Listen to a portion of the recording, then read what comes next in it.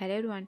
ड्रामे के स्टार्ट में फीमेल लीड बिंग को देखते हैं और बिंग अब्रॉड से वापस आती है क्योंकि उसके मैटरनल अंकल मिस्टर लू और उसकी फैमिली को किसी ने कार एक्सीडेंट में मार दिया था। और बिंग की मॉम को पता चलता है कि उसके भाई की सारी फैमिली मारी गई, तो वो इतनी टेंशन में आती है कि उसे हार्ट अटैक आता है, तो उसकी भी डेथ हो जाती है। और बिंग अपने प्यारों की डेथ का सुनती है तो चाइना वापस आती है और न्यूज में बताया जा रहा था कि लू फैमिली की इकलौती वारिस अब बिंग है क्योंकि बाकी सारी फैमिली की डेथ हो गई। और बिंग घर आती है तो अपने डैड को देखकर रोने लगती है और मिस्टर जी उसे देखते हैं तो वो टेंशन में आता है।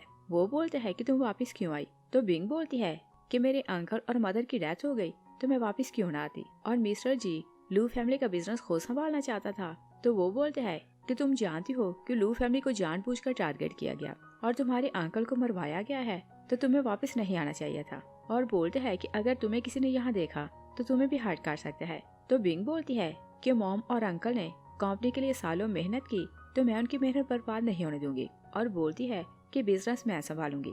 मिस्टर जी चाहता था कि वो उसे हार हार में वापस भेजे। वो बोलते हैं कि बिजनेस संभालना इजी काम नहीं, मैं सब कुछ खुद हैंडल करूंगा। और उसे इमोशनल ब्लैकमेल करने को बोलता है कि मैंने तुम्हारी मॉम को अभी अभी खोया है और तुम्हें नहीं खो सकता।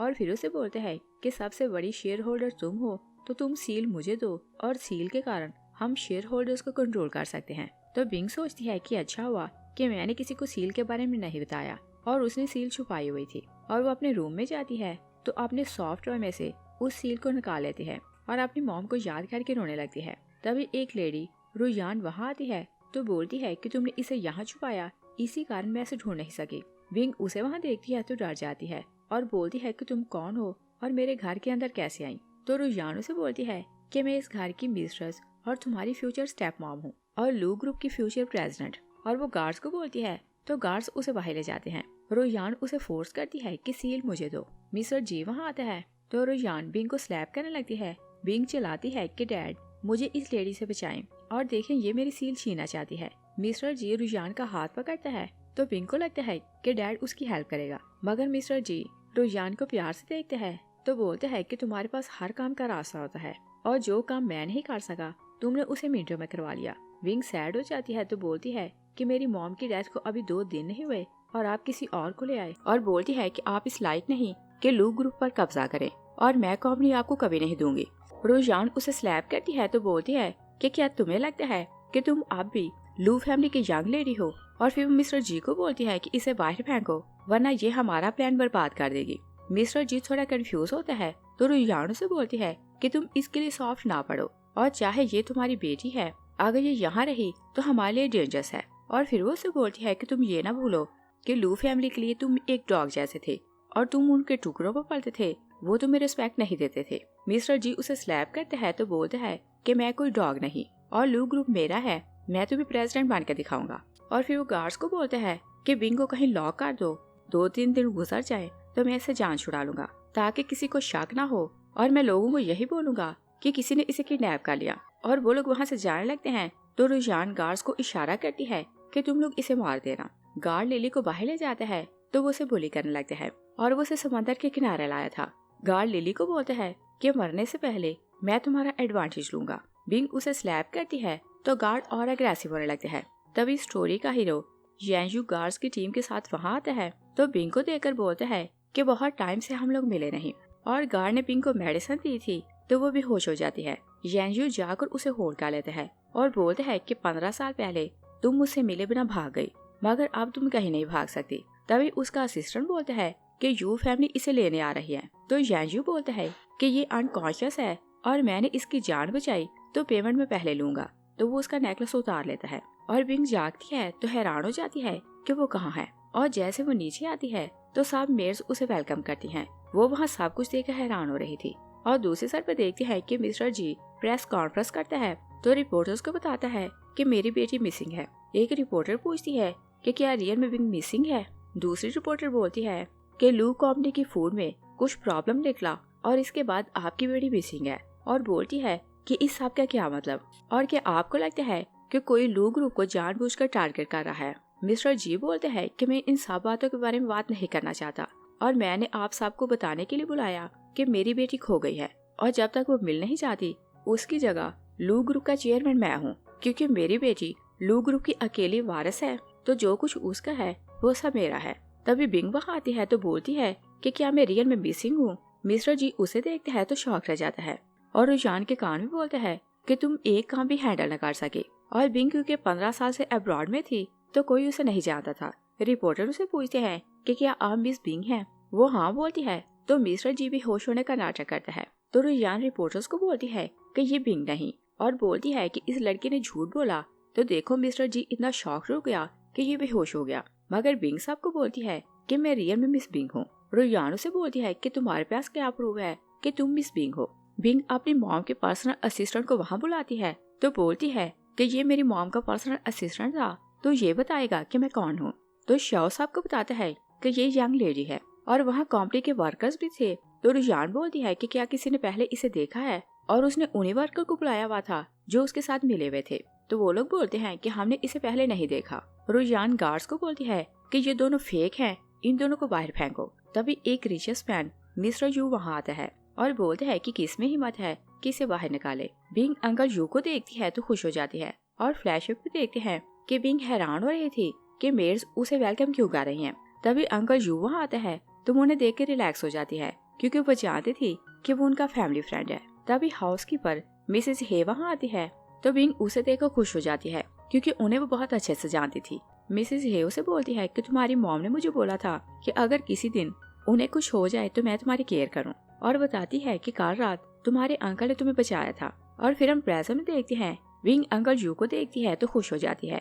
अंकल यू बोलते हैं कि तुम्हारी मॉम के मुझ पर बहुत एहसान है तो मैं तुम्हें प्रोटेक्ट क्यों ना करूं। एक रिपोर्टर बोलती है कि ये तो रिचेस्ट मैन मिस्टर यू है। रुझान बोलती है कि ये मिस्टर यू नहीं, ये तो कोई फेक है। और गार्ड्स को बोलती है कि इन्हें बाहर निकालो। और मिस्टर यू का सारा बिजनेस उनके बेटे संभालते थे तो मीडिया उन्हें कम ही जानता था। मिस्टर यू अपने चारों बेटे को कॉल करता है कि 5 मिनट में लू ग्रुप की प्रेस कॉन्फ्रेंस में आओ।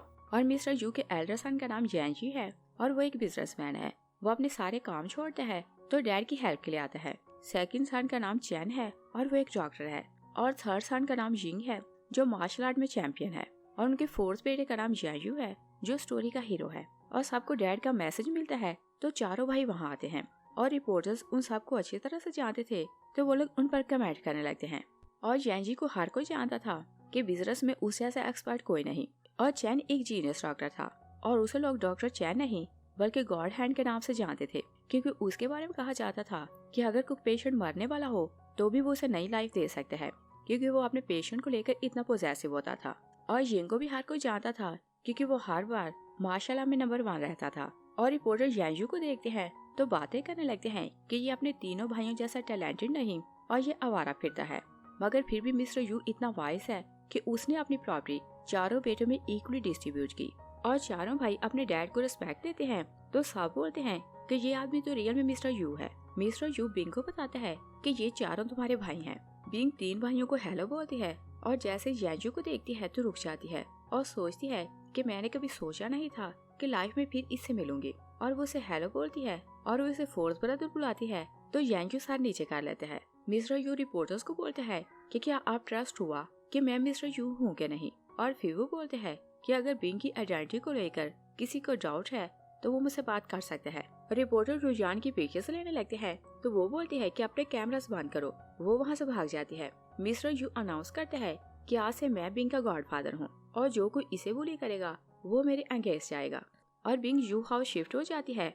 मिस्टर यू का असिस्टेंट उसे एक ट्रे पकड़ाता है और बोलता है कि ये सारे गिफ्ट मिस्टर यू ने आपके लिए भिजवाए। तो बिंग बोलती है कि मुझे इतना कुछ नहीं चाहिए और बोलती है कि इस सब को रिटर्न कर दो। और फिर वो कीज देखती है तो बोलती है कि ये तो बहुत डिफरेंट लग रही हैं। और वो कीज पकड़ लेती है तो असिस्टेंट बताता है कि ये ईस्ट वाले विला की कीज है और मिस्टर यू ने ये आपकी बर्थडे का गिफ्ट दिया है। और वो विला की कीज ले लेती है।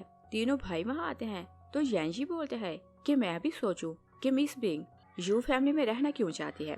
बिंग बोलती है कि मैं यू फैमिली के पैसों में इंटरेस्टेड नहीं और एक्सप्लेन करती है कि मेरे पास रहने को जगह नहीं तो मैं यहाँ आ गई। और बोलती है कि आप सबको अच्छा नहीं लगा तो मैं यहाँ से चली जाऊंगी। तो यांजी बोलते हैं कि हम डैड के डिसीजन के अगेंस्ट नहीं जा सकते और हम नहीं जानते कि तुम यहाँ क्यों आई हो। मगर तुम याद रखना कि अगर तुम हमारी फैमिली के अगेंस्ट गई तो तुम्हारे लिए अच्छा नहीं होगा। यिंगू से बोलते हैं कि अगर तुमने हमारी फैमिली को हर्ट करने को सोचा तो मेरी इस पंच को देख लो। और बोलते हैं कि वैसे मैंने कभी किसी लड़की पर हाथ नहीं उठाया और अगर कोई मेरी फैमिली को बुली करे तो मैं उसे जिंदा नहीं छोड़ता। यान उसे वहाँ से लेकर चला जाता है और चैन क्योंकि बहुत काइंड था तो वो बोलते हैं कि वो सिर्फ तुम्हें डरा रहे थे मगर वो तुम्हें हर्ट नहीं करना चाहते और बोलते हैं कि तुम उनकी बातों को दिल पर ना लेना। और फिर वो उसे अपना विजिटिंग कार्ड देते हैं तो बोलता है कि अगर तुम्हें कुछ प्रॉब्लम हो तो मुझे कॉल कर लेना। वो चला जाता है तो बिंग सोचती है कि इसका मतलब ये कि इन्होंने मुझे वेलकम नहीं किया और सोचती है कि मुझे यहाँ नहीं रहना। और फिर वो सोचती है कि अगर मैं यहाँ रहूँ तो यांजू को फेस कैसे करूंगी। और वो अपने रूम में जाने लगती है कि यांजू सीढ़ियों से नीचे आ रहा था। वो उसे फोर्थ ब्रदर बोलकर हेलो करती है तो यांजू को गुस्सा आता है। वो उसका रास्ता रोक लेता है और पूछता है कि तुमने मुझे क्या बुलाया। बिंग फिर से उसे फोर्थ ब्रदर बुलाती है तो यांजू को और गुस्सा आता है और वो गुस्से में उसके हाथ से काट लेते हैं जो चैन ने उसे दिया था और बोलते हैं कि क्या तुम हर किसी को अपना भाई मान लेती हो। बिंग कुछ नहीं बोलती तो यांजू से बोलते हैं कि 15 साल पहले तुम कुछ कहे बिना यहाँ से क्यों चली गई। बिंग उसे सॉरी बोलती है तो वहाँ से चली जाती है। तो यांजू सोचते हैं कि 15 साल पहले तुम चली गई मगर इस बार मैं तुम्हें कहीं नहीं जाने दूंगा।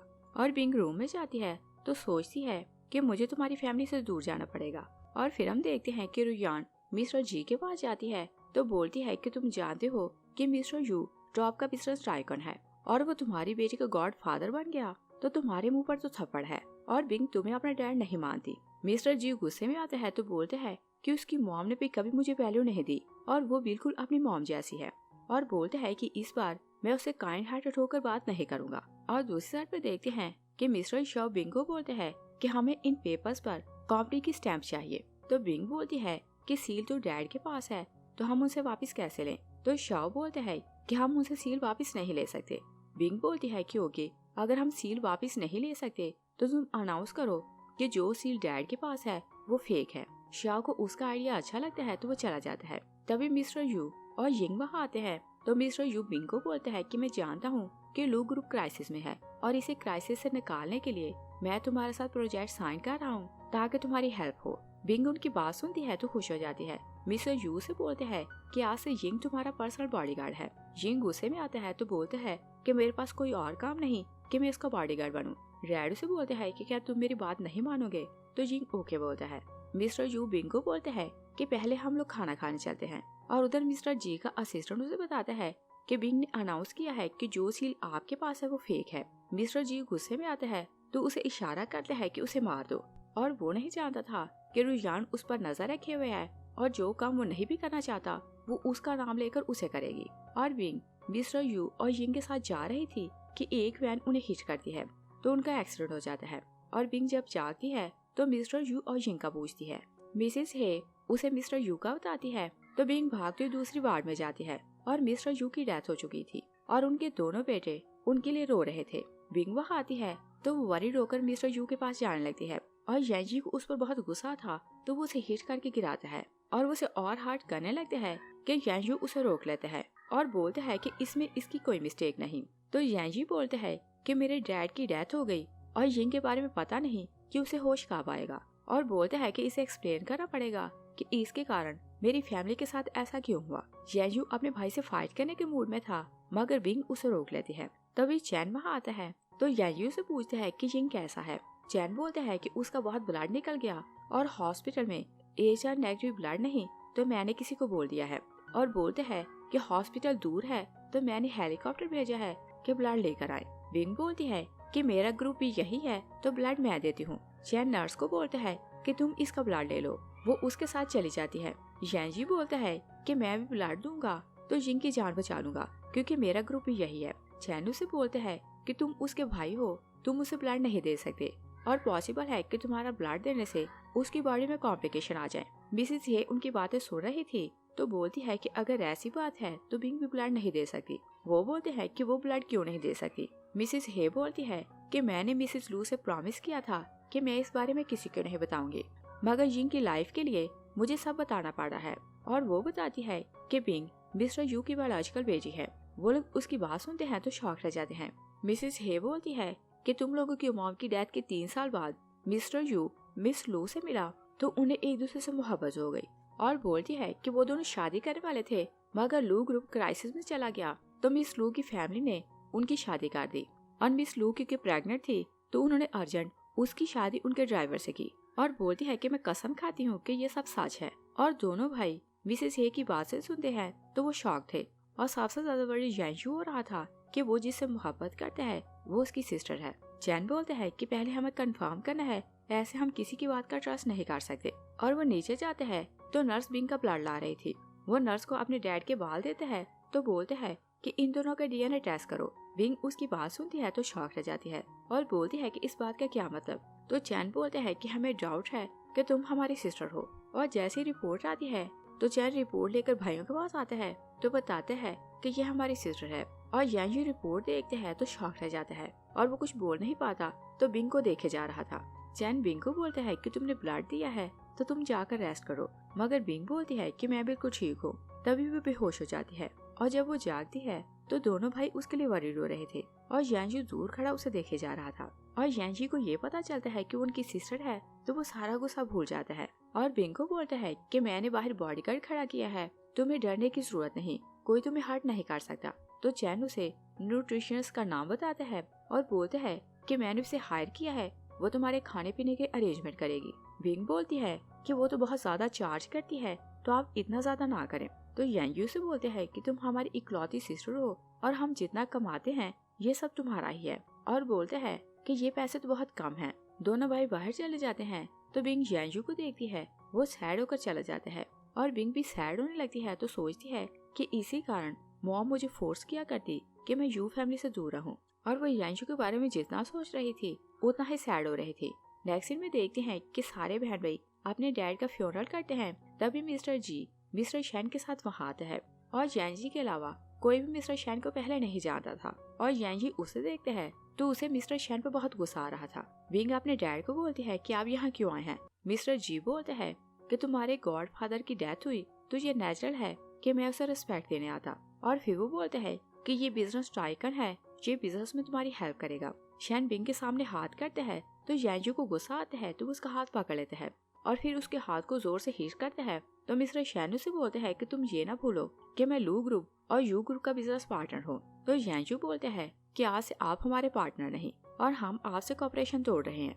और यांजू मिस्टर शैन को जानता था कि वो कितना डेंजरस है तो वो बोलते हैं कि हमारा सालों का रिलेशन है तो आप इसकी छोटी सी बात को इग्नोर करेंगे। मिस्टर शैन ओके बोलते हैं तो वो और मिस्टर जी वहाँ से चले जाते हैं। यांजू को पूछता है कि तुमने मिस्टर शैन के साथ बदतमीजी क्यों की और क्या तुम पहले से उसे जानते हो। तो यांजू बोलता है कि मुझे वो अच्छा नहीं लगा। यांजी बोलते हैं कि तुम दूसरों को ये शो ना करो कि तुम अंदर से अपसेट हो और कोई नहीं जानता था कि वो इतना अपसेट क्यों हो रहा है।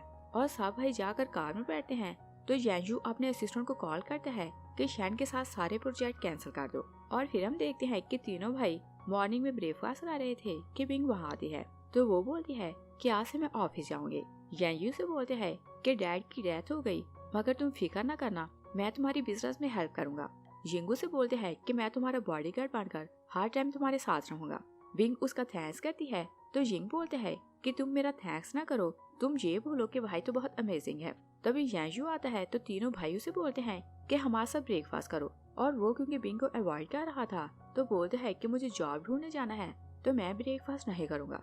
तो चैनू से बोलते हैं कि अगर तुम जा रहे हो तो बिंग को ऑफिस छोड़ देना, मगर यांजू बोलते हैं कि मेरे पास टाइम नहीं तो वो वहाँ से चले जाते हैं। यिंग बोलते हैं कि जब से बिंग हमारे घर आई है यांजू का बर्ताव बहुत स्ट्रेंज हो रहा है। बिंग उनकी बात सुनती है तो अपसेट होने लगती है और सोचती है कि क्या मैं एक्सपोज होने वाली हूँ। यिंग चैन को बोलते हैं कि तुम यांजू का चेकअप करो, वो इतना स्ट्रेंज क्यों होता जा रहा है और देखो कि उसके साथ कुछ प्रॉब्लम तो नहीं। चैन बोलते हैं कि मैं उसका कुछ नहीं कर सकता। और यांजू लू ग्रुप के बाहर अपनी कार में बैठा था तो वो बिंग के बारे में सोचा जा रहा था और सोचते हैं कि वो मेरी सिस्टर कैसे हो सकती है। और यू फैमिली में सबको यही लगता था कि यांजू में कोई टैलेंट नहीं और वो सारा दिन आवारा फिरता है, मगर वो नहीं जानते थे कि वो टॉप हैकर और बहुत बड़ी कंपनी नैनबी का ऑनर है। असिस्टेंट चाओ से बोलते हैं कि अगर मिस बिंग को पता चले कि आप सक्सेसफुल बिजनेसमैन हैं तो वो सब भाइयों से ज्यादा आपको फेवर करेगी। यांजू उसके मुंह से भाई का वर्ड सुनता है तो बोलते हैं कि तुम अपना मुंह बंद रखो। असिस्टेंट यांजू को बोलते हैं कि मिस्टर यू का एक्सीडेंट हुआ तो मुझे उसकी फुटेज मिल गई और वो उसे वीडियो दिखाता है तो बोलता है कि मुझे लगता है कि इस सब के पीछे कोई है और किसी ने जानबूझकर उन्हें हर्ट किया। तो यांजू वो वीडियो देखने लगता है। तभी बिंग वहाँ आती है तो उसे देखकर हैरान हो जाती है और पूछती है कि तुम मेरी कंपनी के बाहर क्या कर रहे हो। यांजू बोलता है कि मैं यहाँ से गुजर रहा था तो रुक गया। बिंग उसके लैपटॉप के देखती है तो बोलती है कि मुझे तो यही बताया गया था कि वीडियो डैमेज हो गई, तो तुम्हें ये कहाँ से मिली? तो यांजू झूठ बोलता है कि ये मिस्टर चियाओ ने मुझे प्रोवाइड की। बिंग मिस्टर चियाओ को देखती है तो पूछती है कि ये कौन है? तो यांजू झूठ बोलता है कि मैं इससे बिजनेस सीख रहा हूँ। तो बिंग उसकी बात का ट्रस्ट कर लेती है और मिस्टर चियाओ को बोलती है कि क्या मुझे ये वीडियो मिल सकती है? यांजू उसे इशारा करता है तो वो हाँ बोलता है। नेक्स्ट सीन में देखते हैं कि यांगी जिंग और बिंग ऑफिस से जा रहे थे कि मिस्टर जी वहाँ आता है और वो क्योंकि चाहता था कि यू फैमिली बिंग को अपने घर से निकाल दे। तो वो यांजी को बोलता है कि क्या ये स्ट्रेंज नहीं कि 3 लोगों का एक्सीडेंट हुआ तो सिर्फ तुम्हारे डैड की डेथ हुई और बाकी दोनों को कुछ नहीं हुआ। जिंग उसका शोल्डर जोर से पकड़ता है और बोलता है कि क्या तुम मुझ पर कर्ज कर रहे हो कि मेरी डेथ नहीं हुई? मिस्टर जी बोलता है कि नहीं। जिंग मिस्टर जी को बोलता है कि बिंग हमारी सिस्टर है, अगर किसी ने इसे बुली किया तो मैं उसकी जान ले लूंगा। तो मिस्टर जी बिंग को बोलते हैं कि मैंने तुम्हारे साथ जो कुछ किया उसके लिए मुझे माफ करो और बोलते हैं कि देखो मैंने तुम्हारी बॉडीगार्ड हायर किया है, ये हर टाइम तुम्हारे साथ रहेगा तो कोई तुम्हें हर्ट नहीं करेगा। तो जिंग बोलते हैं कि नहीं, अपनी सिस्टर को सिर्फ प्रोटेक्ट मैं करूंगा और वो गार्ड को हिट करके गिराता है। तो बिंग उसके कान में बोलती है कि देखते हैं कि मिस्टर जी क्या करना चाहता है। तो वो अपने डैड को बोलती है कि मैं आपको एक चांस और देती हूँ, आपका बॉडीगार्ड मेरे साथ रहेगा। और फिर तीनों बहन भाई मिलकर उस बॉडीगार्ड और मिस्टर जी पर नजर रखे हुए थे कि वो क्या करना चाहता है। और यांगयू हर टाइम बिंग को कैमरा से देखता रहता कि बॉडीगार्ड उसे हर्ट ना करे। और बॉडीगार्ड बिंग के पीछे पीछे था तो वो उसे बोलती है कि मुझे वॉशरूम जाना है, तुम यहीं पे खड़े रहना। और साइड पर जाकर वो यांगयू को कॉल करती है कि मछली कांटे में फंसने के लिए रेडी है। और मिस्टर जी ने अपने बॉडीगार्ड को यही बोला था कि वो बिंग को किडनैप करके साथ आए। तो वो बाहर खड़े होकर उसका वेट कर रहा था। बॉडीगार्ड बाहर आता है, मिस्टर जी हैरान हो जाता है कि उसे क्या हुआ। तभी यांगयू, जिंग और बिंग वहाँ आते हैं तो जिंग बॉडीगार्ड को हिट करता है। मिस्टर जी से बोलते हैं कि इस बात के क्या मतलब। जिंग बॉडीगार्ड की शर्ट से कुछ डॉक्यूमेंट्स निकालता है तो बिंग अपने डैड को बोलती है कि आपने इसे मेरी कंपनी भेजा कि ये मेरी कंपनी की सीक्रेट चुराए। यांगयू से बोलते हैं कि तुमने बहुत बड़ा क्राइम किया तो तुम जेल जाओगे। वो लोग पुलिस को बुलाते हैं तो उसे अरेस्ट करवा देते हैं। यांगयू बिंग को हक करते हैं तो बोलते हैं कि मेरी सिस्टर को बुली नहीं कर सकता। बिंग खुश हो जाती है कि जब से वो यू फैमिली में आई थी पहली बार यांगयू ने उसे बात की थी। और वो लोग घर आते हैं तो यांगयू प्यार से बिंग को खाना सर्व करने लगते हैं तो बिंग एक बार फिर से खुश होने लगती है। जिंग एक्साइटेड होता है तो बोलते हैं कि इसे बोलते हैं कि बहन भाइयों ने मिलकर एक टाइगर का शिकार किया। और यांगयू उसके मुंह से सिस्टर का नाम सुनता है तो फिर से सैड हो जाता है तो वो खाना खाए बिना वहाँ से चला जाता है।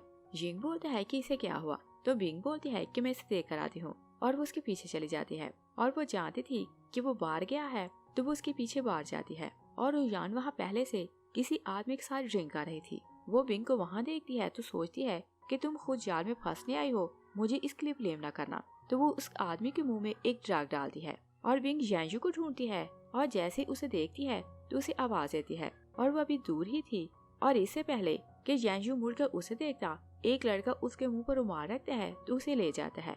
वो उसे एक रूम में लाता है तो रुझान बोलती है कि तुम फुटेज डिलीट करवा देना। और वो उस आदमी को वहाँ बुलाती है तो खुद वहाँ से चली जाती है। और बिंग जागती है तो उस आदमी के सर पर बॉटल मारती है। और उधर यांगयू सोचते हैं कि मैंने बिंग की आवाज सुनी थी। और वो जिंग को कॉल करते हैं कि क्या सिस्टर घर पर है। तो जिंगू से बोलते हैं कि वो तो तुम्हारे पीछे गई थी। तो यांगयू बोलते हैं कि वो किसी मुश्किल में है, हम दोनों सेपरेट होकर उसे ढूंढते हैं। और उसे ढूंढने के लिए बाहर जाते हैं तो बिंग रास्ते में थी और उसकी कंडीशन खराब हो रही थी और वो बार बार वॉमिट कर रही थी। तो यांगयू उसे उठाकर घर लाता है। वो लोग चैन को बुलाते हैं तो चैन बिंग को मेडिसिन देता है। तो भाइयों से पूछते हैं कि ये अब कैसी है। वो उन सबको बाहर लाते हैं तो बोलते हैं कि उसका बाजू थोड़ा हार्ड है और उसे किसी ने ड्रग दी है। और बोलते हैं कि कुछ दिन रेस्ट करेगी तो ठीक हो जाएगी। और चारों भाई बिंग की बहुत केयर करने लगते हैं। और यांगयू हर रोज उसके लिए चॉकलेट लाता तो बिंगू से बोलती है कि तुम हर रोज मुझे चॉकलेट देते हो तो मेरा 2 पाउंड वेट बढ़ गया है। और बोलती है कि क्या हर रोज मैं ऐसे ही चॉकलेट खाया करूं। तभी चैन और जिंग वहाँ आते हैं तो बोलते हैं कि तुम और खाया करो। और बोलते हैं कि हम तुम्हारे लिए स्नैक्स लाए हैं, हमें तुम्हारा वेट 500 पाउंड तक करना है। जिंग उनकी बातें सुनती है तो बोलती है कि मैं इतना वेट नहीं बढ़ा सकती। तभी यांगी वहाँ आते हैं तो बिंग को बोलते हैं कि तुम्हारे लिए गुड न्यूज है। वो उसे इनविटेशन कार्ड देता है तो बोलते हैं कि नैनबी कंपनी एक प्रोजेक्ट अनाउंस करने वाली है। और बोलती है कि उन्होंने तुम्हें भी इनविटेशन भेजा है। और बोलते हैं कि अगर ये प्रोजेक्ट तुम्हें मिल जाए तो लू कंपनी क्राइसिस से निकल आएगी। बिंग बोलती है कि नैनबी कंपनी का प्रोजेक्ट मिलना बहुत बड़ी बात है, क्या वो मुझे मिल सकता है। येंजू स्माइल करने लगता है और वो क्योंकि बिंग को टेंशन में नहीं देखना चाहता था तो इसी कारण उसने प्लान किया था कि वो उसे क्राइसिस से निकालने की प्रोजेक्ट देगा। और बिंग सोने के लिए चली जाती है तो येंजू भाइयों के पास जाता है। सब अपना अपना काम कर रहे थे और सब उसे देखने लगते हैं कि सिर्फ वो ही हर टाइम फ्री रहता है। येंजू बोलता है कि बिंग पहली बार इतनी बड़ी कंपनी की बिड के लिए जाएगी तो हम लोग उसे क्या गिफ्ट करेंगे। तो येंजू बोलता है कि मैं उसे ड्रेस देना चाहता था और मैंने डिजाइनर को बोला तो उसने बोला है कि ड्रेस रेडी करने में 1 मंथ लगेगा। तो चैन बोलता है कि मैं उसे ज्वेलरी देना चाहता था मगर वो ज्वेलरी किसी और ने बुक करवा ली। और यिंग भी बोलता है कि मैं उसे शूज और बैग्स देना चाहता था मगर वो भी ऑलरेडी बुक हो गए। और येंजू की इतनी अप्रोच थी कि जो गिफ्ट उसके भाई बिंग के लिए लेना चाहते थे वो उनके बिहाफ पर ऑर्डर कर देता है। और बिंग अभी सोई हुई थी कि मिसेज हे वहाँ आती है तो बोलती है कि बाहर चले, आपके भाइयों ने आपके लिए बहुत सामान मंगवाया है। और बोलती है कि आपके लिए स्टाइलिस्ट आया है, वो आपको रेडी करेगा। और बिंग जाकर ड्रेस, शूज, ज्वेलरी और बैग्स देखती है तो बोलती है कि भाइयों ने इतना पैसा वेस्ट क्यों किया। स्टाइलिस्ट उससे बोलता है कि चले मैं आपको रेडी करता हूँ। और फिर हम देखते हैं कि येंजू पार्टी के लिए आता है तो असिस्टेंट चियाओ से बोलते हैं कि आप 2 बिलियन का प्रोजेक्ट मिस बिंग को दे रहे हैं तो क्या आप सामने नहीं आएंगे। येंजू बोलता है कि अगर मैं सबके सामने आया और सबको पता चले कि मैं बिंग को सपोर्ट कर रहा हूँ तो हम उसके दुश्मनों को अलर्ट कर देंगे। और बोलता है कि मैं उसे कुछ नहीं बताऊंगा। और फिर उसे बोलते हैं कि आज के लिए बॉस तुम हो, तुम यही शो करोगे कि नैनबी ग्रुप की तरफ से तुम आए हो। और बिंग जैसे ही पार्टी में आती है तो सब उसे देखकर इम्प्रेस होने लगते हैं। लड़कियां उसे बोलती हैं कि इस ड्रेस की प्राइस मिलियंस है तो तुमने कहाँ से ली। और रुझान भी वहाँ आई थी तो वो बिंग से जेलस होने लगती है। वो सबको बोलती है कि तुम इस लड़की को इनोसेंट ना समझना। तो गैस्ट्रो से पूछते हैं कि क्या तुम इसे जानती हो। रुझान बोलती है कि हाँ ये मिस लू है। और बोलती है कि ये इतनी अनलकी है कि जब ये अब्रॉड से वापस आई तो इसके अंकल की फैमिली और मॉम की डेथ हो गई और लू ग्रुप बर्बाद हो गया और इसने खुद अपने डैड को जेल भेज दिया। तो लोग बातें करने लगते हैं कि लड़की बहुत क्रूअल है। रोयान गार्ड्स को बोलती है कि विंग को यहाँ से बाहर निकालो। विंग उन्हें इनविटेशन कार्ड दिखाती है तो गार्ड बोलते हैं कि हम इसे बाहर नहीं निकाल सकते। रोजान बोलती है कि चाहे इसके पास इनविटेशन कार्ड है इसे बाहर फेंको। येंजू वहाँ आता है तो गार्ड्स को हिट करता है। और मिस्टर चियाओ को तो ऑलरेडी सब जानते थे कि वो नैनबी ग्रुप का स्पोक पर्सन है तो वो गार्ड्स को बोलते हैं कि रोयान को यहाँ से बाहर निकालो। गार्ड्स उसे वहाँ से निकाल देते हैं और विंग येंजू को देखने लगती है तो वो वहाँ से गायब हो चुका था। और चियाओ सामने जाते हैं तो अनाउंस करते हैं कि आज का प्रोजेक्ट लू ग्रुप की मिस बिंग को दिया गया। और वो वापस आने लगते हैं तो येंजू उसे इशारा करते हैं तो असिस्टेंट वहाँ अनाउंस करते हैं कि मेरा बॉस अभी तक सिंगल है। और लोग समझ नहीं पाते कि उसने ऐसा क्यों बोला। तभी येंजी आता है तो वो बिंग के लिए वरीड होने लगते हैं और बोलते हैं कि मैंने अभी अभी रुझान को देखा, उसने तुम्हें हर्ट तो नहीं किया। वो ना बोलती है तभी मिस्टर शेन वहाँ आता है तो वो चियाओ को बोलते हैं कि मिस बिंग इतना बड़ा प्रोजेक्ट डिजर्व नहीं करती और बोलते हैं कि ये प्रोजेक्ट तुम मुझे दो। येंजी उसे देखते हैं तो उसे गुस्साने लगते हैं। मिस्टर चियाओ बोलते हैं कि हम जानते हैं कि हम क्या कर रहे हैं और प्रोजेक्ट जिसे मिलना था उसके पास चला गया। तो मिस्टर शेन बिंग के सामने हाथ करते हैं तो बोलते हैं कि फ्यूचर में हम दोनों कोऑपरेशन कर सकते हैं। येंजी गुस्से में उसका हाथ पकड़ते हैं तो बोलते हैं कि मेरी सिस्टर से दूर रहो। तो शैनो से बोलते हैं कि इसने नैनबी ग्रुप के प्रेसिडेंट को सेड्यूस किया होगा, इसी कारण इतना बड़ा प्रोजेक्ट इसे मिला क्योंकि इसमें तो कोई टैलेंट नहीं। येंजी गुस्से में था मगर वो शैन से लड़ना नहीं चाहता था तो बिंग को लेकर चला जाता है। और फिर हम देखते हैं कि रुयान शैन के पास जाती है तो बोलती है कि गॉड फादर बिंग ने सबके सामने मुझे ह्यूमिलेट किया और मिस्टर शैन ने रुयान को अपनी बेटी इस कारण बनाया हुआ था कि हर क्राइम में उसकी हेल्प करे। तो शैनो से बोलते हैं कि तुम फिक्र न करो, कॉन्ट्रैक्ट अभी साइन नहीं हुआ और प्रोजेक्ट कल साइन होगा मगर मैं उसे होने नहीं दूंगा। और उधर चारों भाई बिंग के पास जाते हैं तो वो बोलती है कि आपने इतना ज्यादा सामान मंगवा लिया और बोलती है कि जिस चीज की मुझे जरूरत नहीं आप उसे वापस कर दें। तो चारों भाई बोलते हैं कि ये चीजें अभी कम हैं, अगर तुम और खरीदना चाहो तो खरीद सकती हो। और चारों अपना अपना बैंक कार्ड निकालते हैं तो उसे देते हैं। बिंग कार्ड लेने से मना करती है और बोलती है कि मुझे जो चाहिए होगा आपसे मांग लूंगी। और नेक्स्ट मॉर्निंग उसे प्रोजेक्ट साइन करने के लिए जाना था मगर वो लेट जागती है और भाई जॉब पर जा चुके थे। असिस्टेंट आता है तो बोलते हैं कि आपके भाइयों ने बोला कि आप अपने लिए कार खरीदें और आपको जहाँ जाना हो आप अपनी कार में जाएंगे। तो बिंग सोचती है कि उन्होंने ऑलरेडी बहुत ज्यादा पैसा स्पेंड किया तो मैं ज्यादा पैसे नहीं खर्च कर सकती और वो चीप सी कार चूज करती है। कि असिस्टेंट आते हैं तो बोलते हैं कि वो कार इतनी सस्ती है तो वो हम नहीं खरीद सकते और बोलते हैं कि दूसरी कार आपको लेने आई है। और बिंग इतनी एक्सपेंसिव कार नहीं लेना चाहती थी तो वो टैक्सी लेकर जाने लगती है। और वो गार्ड को चकमा देकर आगे जाती है। तभी को उसे हिट करता है तो उसका क्लच नीचे गिर जाता है और वो लोग उसे किडनैप करके ले जाते हैं। कि असिस्टेंट वो यांग को कॉल करता है कि बिंग को किसी ने किडनैप कर लिया और बिंग को मिस्टर शैन ने किडनैप करवाया था और रुझान उसे कैमरा से देख रही थी तो वो बहुत खुश हो रही थी। मिस्टर शैन आता है तो रुझान से पूछती है कि आप इसका क्या करेंगे। तो शैन से बोलता है कि तुम इस सांप से दूर रहो और इसका जो करना है वो मैं खुद करूंगा। तभी मिस्टर शैन देखता है कि यांग वहाँ आ रहा है तो वो बोलता है कि मुझे प्लान चेंज करना पड़ेगा। मगर वो हैरान हो रहा था कि यांग का ट्रैकिंग सिस्टम बहुत स्ट्रांग है। यांग बिंग को ढूंढ लेता है तो वरीड होकर उसके मुंह से टेप उतारता है। बिंग को पेन होने लगता है तो वो रोने लगती है। यांग उसे रिलैक्स करता है तो उसकी रस्सियां खोलता है। बिंग उसे हक करके रोने लगती है और पूछती है कि तुम्हें कैसे पता चला कि मैं यहाँ हूँ। तभी शैन मास्क पहनकर अपने आदमी के साथ वहाँ आता है तो यांग से पूछता है कि तुम कौन हो। तो शैन से बोलते हैं कि मैं तुम्हारा सीक्रेट जानता हूँ।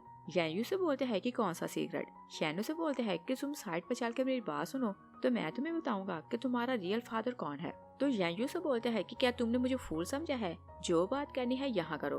तो शैन से बोलते हैं कि अगर तुम ये लड़की मेरे हैंड ओवर करो तो मैं तुम्हें बताऊंगा कि तुम्हारा फादर कौन है।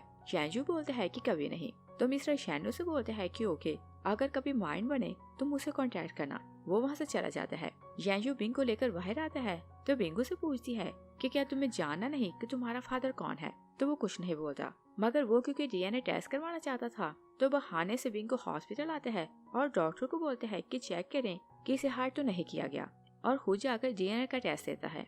और बिंग फ्री होकर बाहर आती है तो वो उसे देख लेती है और यांग डॉक्टर से डीएनए टेस्ट की रिपोर्ट के बारे में पूछ रहा था तो डॉक्टर उसे बोलता है कि रिपोर्ट कल आएगी। यांग बिंग को देखते हैं तो वो कंफ्यूज होकर साइड पर हो जाती है और भागती हुई सीढ़ियां उतरने लगती है कि यांग को देखती है तो डिस्ट्रैक्ट होती है तो उसका पाँव मुड़ने लगता है। यांग उसे उठाकर घर ले आता है।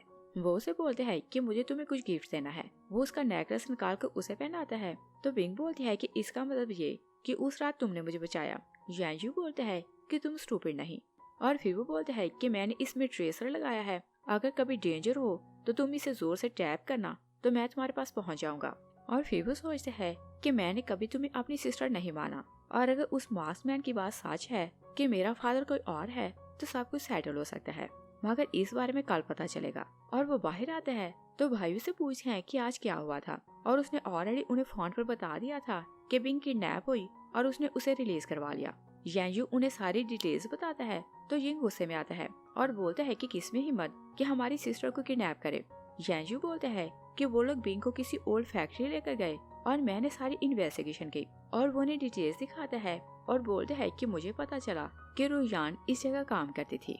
तो यांग बोलते हैं कि क्या रुझान उस मास्क मैन को जानती है। यिंग गुस्से में आता है और बोलते हैं कि अगर वो उसे जानती है तो मैं उसे जान से मार दूंगा। चैन बोलता है कि किसी को जान से मारना क्राइम है और फिर वो बोलते हैं कि अगर हम लोग रुझान को मार दें तो हम लोग उस बंदे का पता नहीं लगा सकते।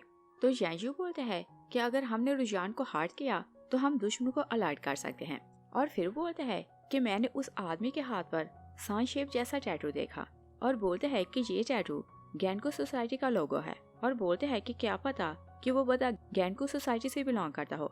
यांग बोलते हैं कि ऐसा पॉसिबल नहीं क्योंकि 19 साल पहले गैनको सोसाइटी को डिस्ट्रॉय कर दिया गया और बोलते हैं कि इम्पोर्टेंट बात ये है कि हमें सिस्टर को प्रोटेक्ट करना है। चैन बोलते हैं कि हाँ, बार बार कोई उसे ही हर्ट करना चाहता है और हमें मिलकर कुछ करना पड़ेगा कि इस बार कोई इसे हर्ट ना करे। बिंग ऊपर खड़ी उनकी बातें सुन रही थी और सोचती है कि भाई मुझे प्रोटेक्ट करने का प्लान बना रहे हैं और ये पता लगाना चाहते हैं कि रुझान किसके साथ मिली हुई है और बोलती है कि मुझे खुद पता लगाना पड़ेगा कि गैनको सोसाइटी का लीडर कौन है और रुझान का उसके साथ क्या रिलेशन है। और नेक्स्ट मॉर्निंग चारों भाई सिटिंग रूम में थे तो बिंग चुपके से वहाँ से भाग रही थी क्योंकि भाइयों ने उसे मना किया था कि वो बाहर नहीं जाएगी। चैन उसे देख लेता है तो बोलते हैं कि तुम कहाँ जा रही हो। तो बिंग बोलती है कि मेरा पाँव बिल्कुल ठीक है तो मैं कांपने जा रही हूँ। चारों एक साथ खड़े हो जाते हैं तो बोलते हैं कि ऐसा नहीं हो सकता क्योंकि अकेले जाना डेंजरस है। यिंगू से बोलते हैं कि मैंने अपनी सिक्योरिटी टीम को बोल दिया है, तुम जहाँ जाओगी वो तुम्हारे साथ जाएगी। तो यांग से बोलते हैं कि चलो मैं तुम्हारे साथ चलता हूँ। विंगू से बोलती है कि तुम लोग रिलैक्स हो जाओ, मैं कहीं नहीं जा रही। तो सब भाई बैठ जाते हैं। विंग बोलती है कि मैं सारी लाइफ तुम लोगों पर डिपेंड नहीं कर सकती। तो सब एक बार फिर से उठ जाते हैं और बोलते हैं कि ये तुम क्या बोल रही हो और तुम हम पर बर्डन नहीं। विंग बोलती है कि ओके तुम लोग रिलैक्स हो जाओ। विंग बोलती है कि क्या तुम लोग नहीं चाहते कि मैं खुद इतनी स्ट्रांग बनूं कि अपनी फैमिली को प्रोटेक्ट कर सकूं, और बोलती है कि मुझे कंपनी जाना है, अगर कुछ प्रॉब्लम हुआ तो मैं आप लोगों को बता दूंगी। तो वो वहाँ से भाग जाती है और यांजू हॉस्पिटल जाते हैं तो डीएनए टेस्ट रिपोर्ट देखता है तो खुश हो जाता है क्योंकि उसका और बिंग का ब्लड रिलेशन नहीं था। और बिंग कंपनी जाती है तो असिस्टेंट शाओ को बोलती है कि गैनकू सोसाइटी के बारे में पता लगाओ। तो शाओ से बोलता है कि 19 साल पहले वो कंपनी डिस्ट्रॉय हो गई और उनका डाटा इंटरनेट से डिलीट कर दिया गया, और बोलता है कि सिर्फ बैंक कंपनी के पास उनका डेटा सेफ है मगर हम उनसे वो नहीं ले सकते। और बिंग को हर हाल में गैनकू सोसाइटी के बारे में पता लगाना था तो वो शाओ को बोलती है कि मेरी वहाँ जॉब करवाओ, और शाओ रिसोर्सेज यूज करते हैं तो बिंग को बैंक कंपनी में जॉब मिल जाती है और वो जॉब के लिए जाती है। तो वहाँ की इंचार्ज उसे देखकर जेलस होती है तो सारा दिन उसे कॉफी बनवाती है, और बिंग कॉफी बनाते बनाते थक जाती है तो इंचार्ज को बोलती है कि आज तो मैंने सबके लिए कॉफी बना दी मगर कल से ऐसा नहीं चलेगा। इंचार्ज उसे डांटने लगती है तो बिंग बोलती है कि टाइम खत्म हो गया तो मैं जा रही हूँ। तो वो वहाँ से चली जाती है और बिंग घर आती है तो यांजू उसे देखकर खुश होने लगता है और वो उसे डीएनए टेस्ट की रिपोर्ट दिखाना चाहता था मगर वो खुद से बोल नहीं पाता। वो उसे बोलते हैं कि ये उन कंपनीज की फाइल है जिनके साथ तुम्हें काम करना है, और बोलते हैं कि इन्हें चेक कर लेना। बिंग उसे फोर्स ब्रदर बुलाती है तो उसका थैंक्स करती है। यांजू उसके क्लोज होता है तो बोलते हैं कि मुझे फोर्स ब्रदर ना बुलाया करो, और वो उसे क्लोज देखती है तो घबराने लगती है तो उसे हिट करके भाग जाती है। यिंग वहाँ आता है तो वो उसे स्नैक्स पकड़ाने की कोशिश करता है मगर वो नहीं रुकती। तो यिंग यांजू से पूछता है कि ये मुझे देखकर भाग क्यों गई। यांजू कंफ्यूज होने लगता है तो बोलता है कि मुझे इसका क्या पता। और नेक्स्ट डे बिंग जॉब के लिए जाती है तो वो काम कर रही थी। रुझान वहाँ आती है तो वो उसे देख लेती है और वो उसे वहाँ से निकलवाना चाहती थी तो सबको बताती है कि ये लड़की अनलकी है और इसके कारण लू ग्रुप बर्बाद हो गया और इसने अपने फादर को खुद जेल भेज दिया, और मिस्टर यू ने इसे अपनी गॉड डॉटर बनाया। ये उनके घर गई तो उसकी डेथ हो गई। विंग उसे स्लैप करती है और बोलती है कि मेरे गॉड फादर को लेकर कुछ ना बोलो। मिस्टर वैंग वहाँ आता है तो रुझान बोलती है कि देखो इसने मुझे बुली किया, और रुझान मिस्टर वैंग की सीक्रेट गर्लफ्रेंड थी। वैंग गार्ड्स को बुलाते हैं और बोलते हैं कि बिंग को घुटनों पर बिठाओ, ये रुझान से अपोलोजाइज करेगी। गार्ड्स बिंग को होल्ड करते हैं कि यांजू वहाँ आता है तो बोलते हैं कि ये अपोलोजाइज नहीं करेगी। वैंग उसे पूछता है कि तुम कौन हो, तो रुझान उसे बताती है कि ये यू फैमिली का यूजलेस बेटा है। वैंग उसे बोलते हैं कि हमारी कंपनी नैनपी के साथ कॉपरेशन करने वाली है, हम लोग और रिच होने वाले हैं, तो तुम्हारी फैमिली हमारा मुकाबला नहीं कर सकती। यांजू चियाओ को कॉल करते हैं कि 10 मिनट में वैंग की कंपनी खरीद लो। वैंग उसकी बात सुनता है तो हंसने लगता है। तभी एक वर्कर बोलती है कि हमारी कंपनी किसी ने खरीद ली। वैंग हैरान होने लगता है। तभी उसका भाई मिस्टर चियाओ के साथ वहाँ आता है तो भाई वैंग को स्लैप करता है और बोलता है कि तुमने हमें बर्बाद कर दिया। वैंग वहाँ से चला जाता है तो वो चियाओ से पूछता है कि क्या आप सेटिस्फाई हैं, और बोलते हैं कि अब आप मेरी फैमिली को तो हर्ट नहीं करेंगे। चियाओ बोलते हैं कि ये मिस लू पर डिपेंड करता है, जिन लड़कियों ने उन्हें बुली किया अगर उन्हें माफ कर दें तो हम आपकी फैमिली को छोड़ देंगे। वो लोग रुझान और वर्कर को वहाँ बुलाते हैं जिन्होंने बिंग को बुली किया था। वर्कर बिंग को बोलती है कि मुझे माफ कर दें। यांजू से बोलते हैं कि तुम अपने गंदे हाथ इसे ना लगाओ। चियाओ उन सबको वहाँ से भेज देता है।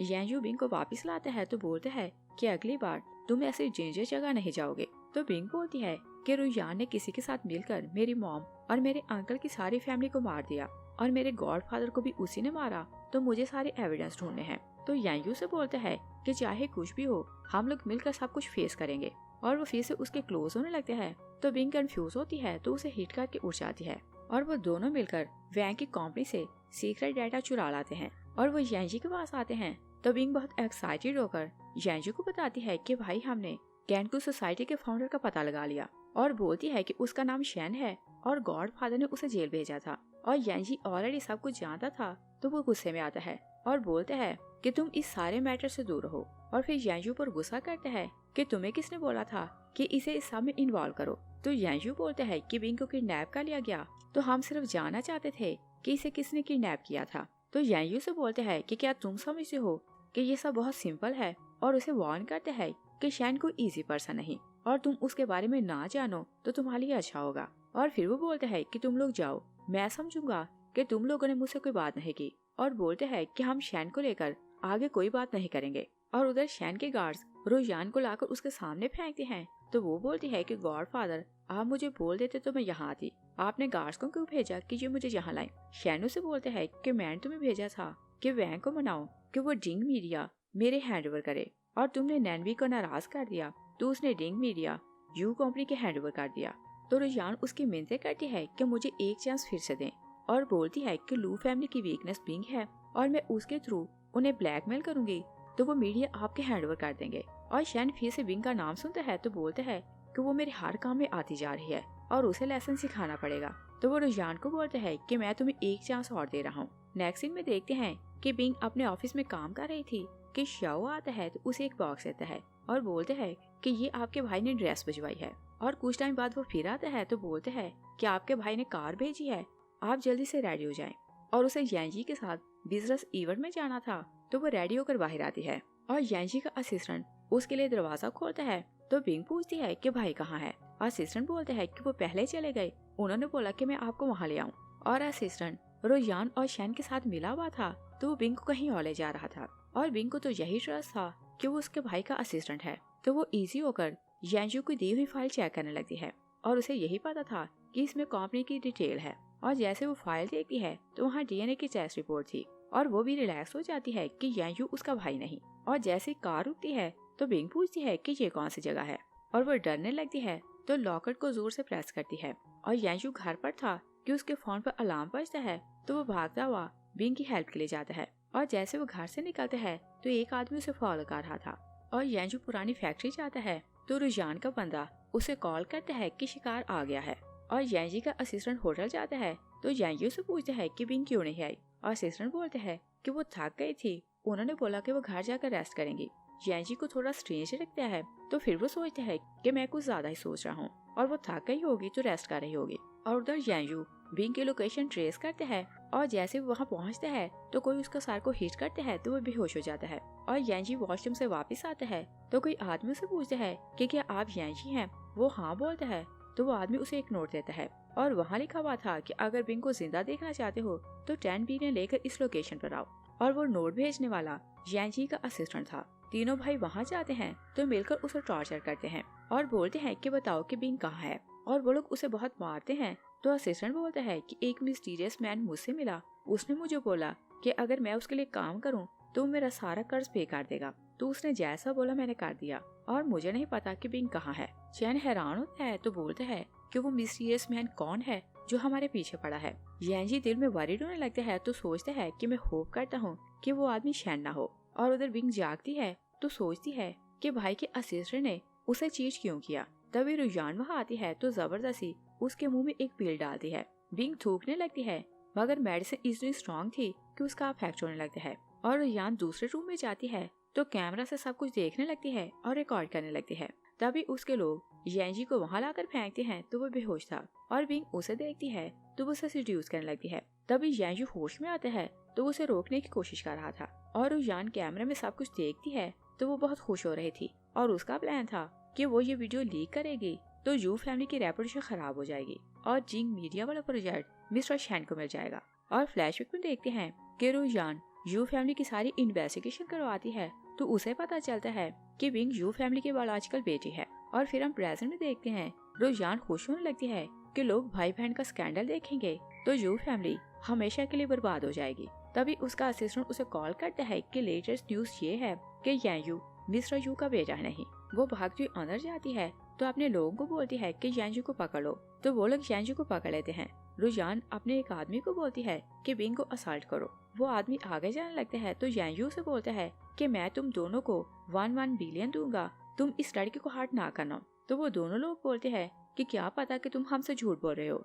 यांजू बोलता है कि मेरी पॉकेट में कार्ड है, तुम पैसे अभी ले लो। वो लोग कार्ड निकालते हैं तो उसे स्कैन करते हैं तो पैसे उनके अकाउंट में ट्रांसफर हो जाते हैं। तो दोनों वहाँ से भाग जाते हैं और रुझान देखती है कि उसका प्लान बर्बाद हो गया तो वो भी वहाँ से भाग जाती है। और यांजू बिंग को उठाकर बाहर लाता है तो उसके असिस्टेंट ने एक आदमी को हर्ट किया हुआ था और वो सॉरी करता है कि मैं यहाँ आने में लेट हो गया। यांजू बिंग को कार में लाकर डालता है तो वो उसे सीड्यूस करने लगती है। तो यांजू से पूछता है कि क्या तुम जानती हो कि मैं कौन हूँ। तो वो बोलती है कि हाँ तुम यांजू हो। और वो क्योंकि घर से बहुत दूर थे तो यांजू अपने भाइयों को कॉल कर देता है कि वो लोग होटल में रुके हैं तो सुबह आएंगे। और मॉर्निंग में बिंग सी साइड के किनारे खड़ी थी। यांजू वहाँ आता है तो बिंग उसे बोलती है कि कल रात तुमने मेरी हेल्प की। तो यांजू से बोलते हैं कि क्या तुम मेरे लिए रिस्पॉन्सिबल नहीं। वो ना बोलती है तो यांजू से बोलते हैं कि अगर तुम हाँ बोलो तो मैं तुम्हारे लिए रिस्पॉन्सिबल हूँ और मैं सब कुछ हैंडल कर लूंगा।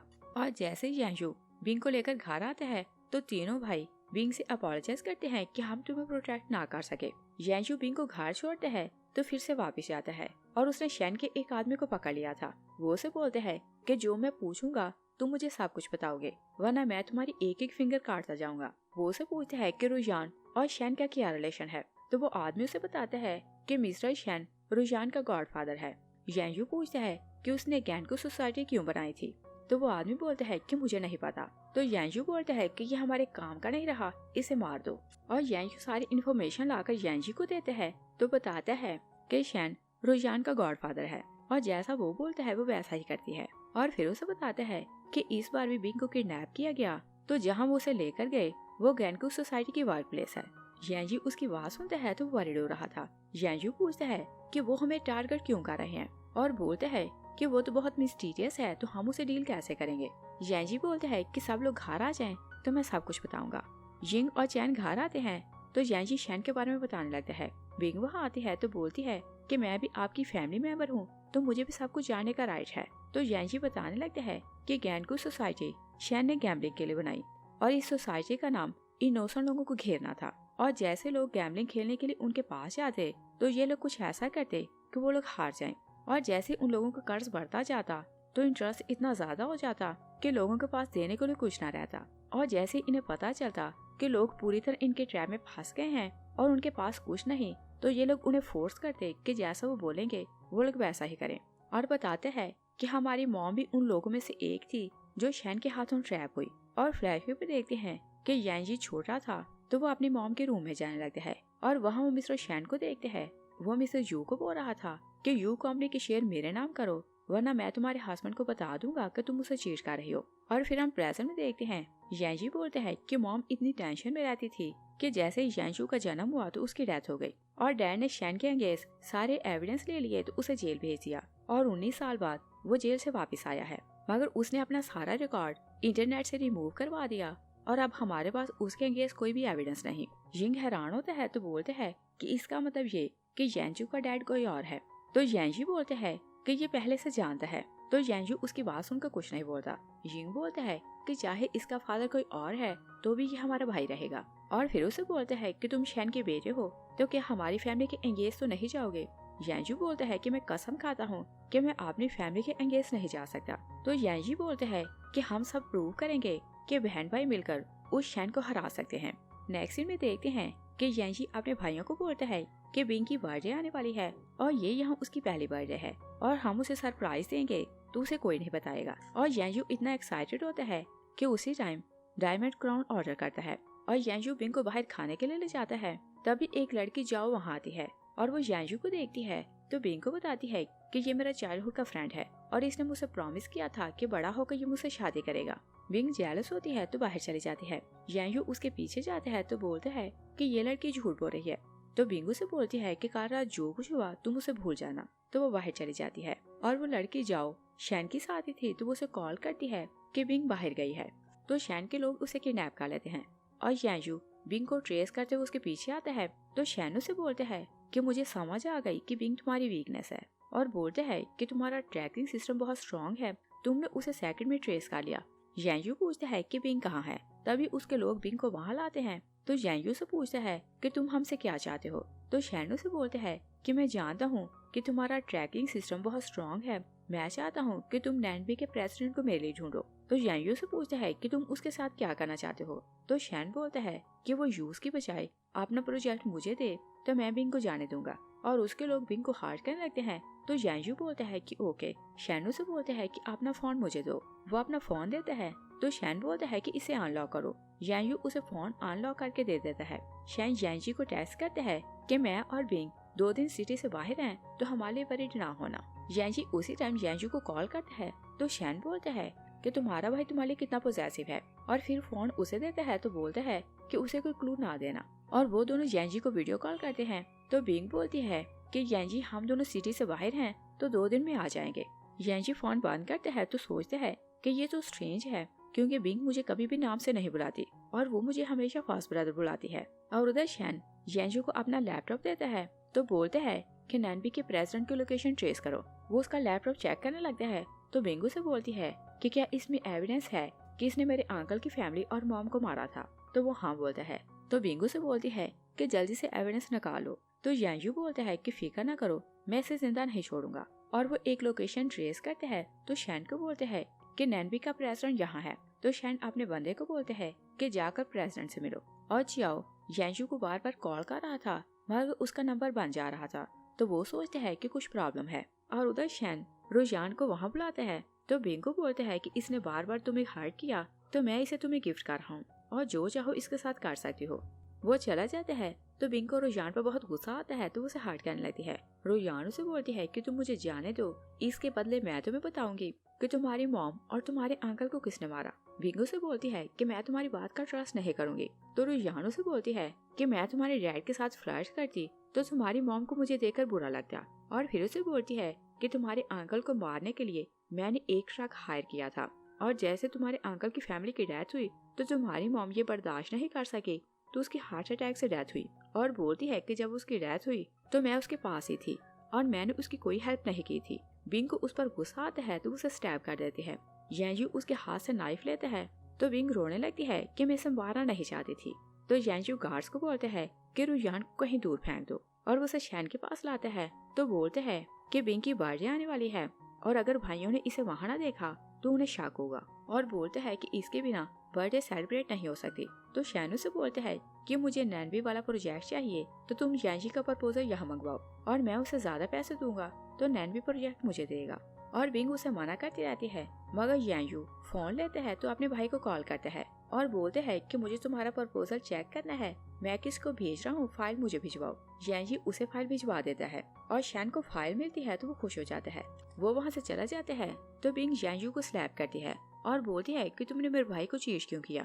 यांजू बोलते हैं कि तुम्हारी लाइफ बचाने के लिए मुझे ऐसा करना पड़ा और अगर तीनों भाई होते तो वो भी तुम्हें बचाने के लिए यही करते। और फिर हम देखते हैं कि शैन को प्रोजेक्ट मिल जाता है तो वो यांजी की कंपनी जाता है। यांजी उसे वहाँ देखते हैं तो बोलते हैं कि तुम यहाँ क्यों आए हो। शैन उसे बोलते हैं कि देखो तुम्हारा प्रोजेक्ट मुझे मिल गया। और फिर वो उसे फाइल दिखाते हैं तो बोलते हैं कि अगर तुम्हारा भाई तुम्हें चीट ना करता तो प्रोजेक्ट तुम्हें ही मिलता। यांजी गुस्से में आता है तो अपनी सेक्रेटरी को बोलता है कि अनाउंस करो कि यांजी का हमारी फैमिली के साथ ब्लड रिलेशन नहीं और हम उसे फैमिली से निकाल रहे हैं। शैन चला जाता है तो यिंग को बोलते हैं कि तुमने ऐसा न्यूज में क्यों बोला और बोलते हैं कि तुम्हें मिसअंडरस्टैंडिंग हुई, वो तुम्हें चीट नहीं कर सकता। यांजी गुस्से में आता है तो बोलते हैं कि वो आवारा फिरता रहता है और उसे कुछ करना नहीं आता और बोलता है कि आज उसने सारी लिमिट क्रॉस कर दी और उसने मेरा टेंडर लिया और शैन को दे दिया और प्रोजेक्ट उसे मिल गया।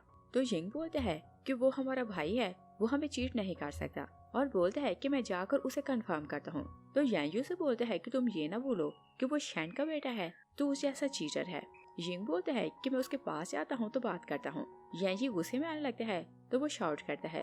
चैन वहाँ आता है तो वो यिंग को बोलता है कि ये ऑलरेडी टेंशन में है तो तुम इससे बात ना करो। तो वो जबरदस्ती यिंग को वहाँ से ले जाता है और शैन क्योंकि यांजू को गुस्सा बढ़ाना चाहता था तो वो उसे न्यूज दिखाता है कि यू फैमिली ने अनाउंस किया है कि तुम्हारा उनके साथ ब्लड रिलेशन नहीं तो वो तुम्हें फैमिली से निकाल रहे हैं। तो यांजू बोलता है कि फादर ने मुझे उनके साथ एकली प्रॉपर्टी दी थी तो मुझे जाकर अपना हिस्सा लेना है। तो शैन बोलता है कि मैं इसमें तुम्हारी हेल्प कर सकता हूँ और वो अपने गार्ड्स को इशारा करते हैं कि बिंग को साइड पर ले जाओ। वो लोग बिंग को वहाँ से ले जाते हैं। शैन यांजू को रिपोर्ट दिखाता है और बोलते हैं कि तुम मेरे बेटे हो और यांजू ऑलरेडी ये बात जानता था मगर वो शो करता है कि उसे ये बात अभी पता चली। शैनू से बोलता है कि मैं पुअर हुआ करता था मगर मैं और तुम्हारी मॉम एक दूसरे से मोहब्बत करते थे और मिस्टर यू क्योंकि रिच था और उसने अपनी पावर यूज की तो उसने तुम्हारी मॉम से शादी कर ली मगर शादी के बाद वो दिन रात उसे टॉर्चर करता और एक दिन तुम्हारी मॉम मुझे मिली तो हम लोग फिर से एक दूसरे से मोहब्बत करने लगे। और बोलते हैं कि जब मैंने उसे छोड़ा तो मुझे नहीं पता था कि वो प्रेग्नेंट थी। और बोलते हैं कि सालों बाद तुम मेरे सामने आए तो तुम्हें देखकर लगा कि तुम मेरे दिल के पास लगते हो और मुझे शक हुआ तो मैंने टेस्ट करवाया और एक्साइटेड होकर बोलता है कि तुम मेरे इकलौते बेटे हो, मेरा जो कुछ है सब तुम्हारा है। और वो उसे हक करके रोने लगता है तो यांजू भी रोने का नाटक करता है और बोलते हैं कि आप मेरे डैड हैं, आप जो कुछ बोलें मैं वैसा ही करूँगा। और फिर वो बोलता है कि डैड बताएं कि आप क्या करना चाहते हैं और हम यू ग्रुप कैसे लेंगे। तो शैनू से बोलता है कि तुम किसी तरह यू ग्रुप में काम करने जाओगे तो मैं कुछ ऐसा करूँगा कि सब शेयर होल्डर तुम्हें सपोर्ट करने लगेंगे और तुम कंपनी के प्रेसिडेंट बन जाओगे। और मैं यूज का सब कुछ छीन कर तुम्हें दूंगा। यू बोलता है कि भाई तुम मुझे इस लायक नहीं समझते तो मैं कंपनी में एंटर कैसे होऊंगा। तो शैन बोलता है कि बिंग की बर्थडे पार्टी है तो तुम सबके सामने बोलना कि भाई मुझे आपकी कंपनी में काम करना है ताकि आपसे काम सीखूं। तो यांजी तुम्हें मना नहीं करेगा। यांजू बोलता है कि ओके, आप जैसा बोलेंगे मैं वैसा ही करूंगा। शैन बिंग और यांजू की आंखों पर पट्टी बांधता है तो उन्हें उस लोकेशन पर लाता है जहां बिंग की बर्थडे पार्टी थी। शैन यांजू को बोलता है कि तुम याद रखना कि तुम्हारे डैड ने जैसा बोला है तुम्हें वैसा ही करना है और तुम्हें मेरे बारे में और कुछ जानने की जरूरत नहीं, जितना मैंने बताया है तुम उस सब का ट्रस्ट करना। तो यांजू ऑबिडेंट बनकर ओके बोलता है। शैन असिस्टेंट को बोलता है कि तुम इन पर नजर रखो। यांजू और बिंग अंदर जाते हैं तो यांजी उसे देखकर बोलते हैं कि क्या तुम्हें इतनी हिम्मत थी कि हमें फिर से फेस करो। और यिंग को कुछ ज्यादा ही ट्रस्ट था कि यांजू उन्हें चीट नहीं कर सकता, तो वो बोलते हैं कि तुम बोल दो कि तुमने भाई को चीट नहीं किया। यांजू बोलते हैं कि ये सच है कि प्रपोजल मैंने चुराया।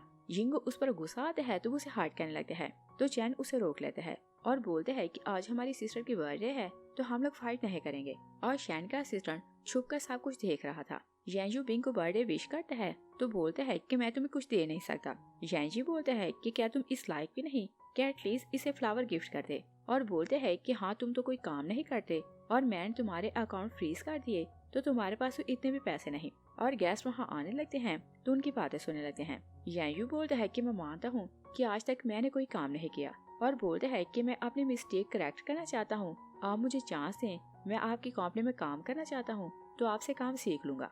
तो यांजी बोलता है कि ओके, इतने सालों के रिलेशन के कारण मैं तुम्हें चांस दे रहा हूँ। शैन का असिस्टेंट उसे कॉल करता है कि जैसा हमने प्लान किया था सब कुछ वैसा हो रहा है। और यू कंपनी में काम करने लगते हैं और दिखावे के लिए यू उसे बहुत हैवी काम करवाता, मगर शैन नहीं जानता था कि ये सब उनका प्लान है। और यू ऑफिस में बैठा काम कर रहा था कि शैन उसे कॉल करता है तो पूछता है कि क्या रिपोर्ट है। तो यू मिस्टर शैन को बताता है कि यू ग्रुप की स्टॉक प्राइस नीचे गिर गई है और थोड़ी देर में मैं आपको इन्फॉर्म करूंगा तो आप कंपनी खरीद लेना। और बोलता है कि मैंने फ्लैश यूएस भी भेजी है, उसमें सारी इन्फॉर्मेशन है। शैन उसकी बात सुनता है तो खुश होने लगते हैं। बिंग और यांजू के साइड पर खड़े थे तो वो लोग खुश हो रहे थे कि जैसा उन्होंने प्लान किया था शैन उनके ट्रैप में फंस गया। और मिस्टर शैन आंखें बंद करते हैं तो खुश होने लगते हैं और गॉड का थैंक्स करते हैं कि आपने मेरी हेल्प की और यू ग्रुप मेरा होने वाला है। और सोचते हैं कि मिस्टर यू तो जानता नहीं कि उसने कितनी बड़ी मिस्टेक की और मेरे बेटे को अपने घर में रखकर पाला।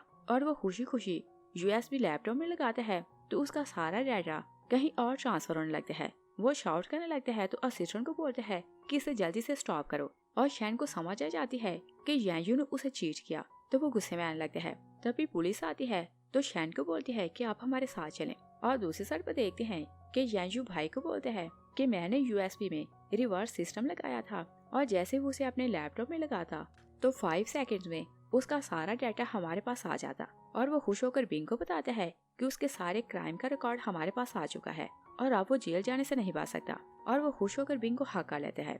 लास्ट सीन में देखते हैं कि तीनों भाई सी साइड के किनारे खड़े थे और वो बिंग और यांजू का वेट कर रहे थे। और न्यूज में बताया जा रहा था कि शैन ने आज तक जितने क्राइम किए उन सब का एविडेंस मिल गया और उसकी सारी प्रॉपर्टी गवर्नमेंट ले लेती है और उसे लाइफ टाइम के लिए पनिश होती है। बिंग और यांजू वहाँ आते हैं तो यिंग बोलते हैं कि तुम चारों शैन को ट्रैप करने में साथ थे, मगर मुझे किसी ने कुछ नहीं बताया और मैं यही समझता रहा कि रियल में यांजू ने भाई को चीट किया। और बिंग फिर से किडनैप हो गई। बिंग यिंग से सॉरी करती है और बोलती है कि अगर हम लोग वहाँ ना जाते तो शैन के अगेंस्ट हमें एविडेंस न मिलते और हम उसे जेल ना भेज पाते। तो यिंग उसे बोलते हैं कि ओके, तुम मुझे सॉरी न बोलो, तुम ये बोलो कि भाई बहुत अमेजिंग है। यांजू से पूछता है कि क्या तुम हमसे कुछ छुपा रहे हो, तो वो डरते डरते बताता है कि मैं नैनबी का फाउंडर हूँ। सब उसकी बात सुनते हैं तो शॉक रह जाते हैं। बिंग बोलती है कि तुमने मुझे फूल बनाया और बोला कि जियाओ कंपनी का प्रेसिडेंट है। यांजी बोलते हैं कि अगर बिंग का पूरा नाम उल्टा बोला जाए तो ये नैनबी बनता है। चैन हैरान होता है तो बोलते हैं कि क्या स्टार्ट ही से तुम हमारी सिस्टर में इंटरेस्टेड हो। यांजू रिंग निकालता है तो बिंग को प्रपोज करता है। यिंग बोलते हैं कि ये हमारा भाई है तो इससे शादी नहीं कर सकता।